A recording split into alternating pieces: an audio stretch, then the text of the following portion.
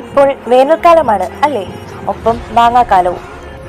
എടോ, ഇന്ന് നമുക്ക് സിമ്പിളായിട്ട് പെട്ടെന്നൊരു അച്ചാർ തട്ടി കിട്ടിയാലോ? നല്ലതുപോലെ കഴുകി അരിഞ്ഞ മാങ്ങ ഉപ്പും ഇട്ട് നമ്മളവിടെ മാറ്റി വെക്കുന്നുണ്ടേ. ഒരു പാൻ അടുപ്പിൽ വെച്ച് ഉലുവാപ്പൊടിയും കായപ്പൊടിയും മുളക് പൊടിയും ഇത്രയും നല്ല രീതിയിൽ മൂപ്പിക്കുന്നുണ്ട് കേട്ടോ. ആ പച്ചപ്പൊക്കെ മാറാൻ വേണ്ടിയിട്ടേ നല്ല രീതിയിൽ മൂപ്പിച്ചതിന് ശേഷം അത് നമ്മൾ നേരത്തെ ഉപ്പിട്ട് പുരട്ടി വെച്ചിരുന്ന മാങ്ങയിലേക്ക് തട്ടിക്കൊടുക്കുന്നുണ്ട് കേട്ടോ. അത് നല്ല രീതിയിൽ മിക്സാക്കി എടുക്കുകയും അതിൻ്റെ കൂട്ടത്തിൽ തന്നെ സ്വല്പം വിനെഗറും കൂടെ ഞാൻ ഒഴിച്ചു കൊടുക്കുന്നുണ്ടേ. അതുകൂടി ഒഴിച്ച് നല്ല രീതിയിൽ മിക്സാക്കി അവിടെ മാറ്റി വെക്കാം. പിന്നെ പാൻ അടുപ്പി വെച്ചു, വെളിച്ചെണ്ണ ഒഴിച്ചു, കടുകിട്ട് വറ്റൽമുളകിട്ട് കറിവേപ്പിലയിട്ട് നല്ല രീതിയിൽ ആ മാങ്ങ താളിക്കാനുള്ള പുറപ്പാടാണേ കേട്ടോ.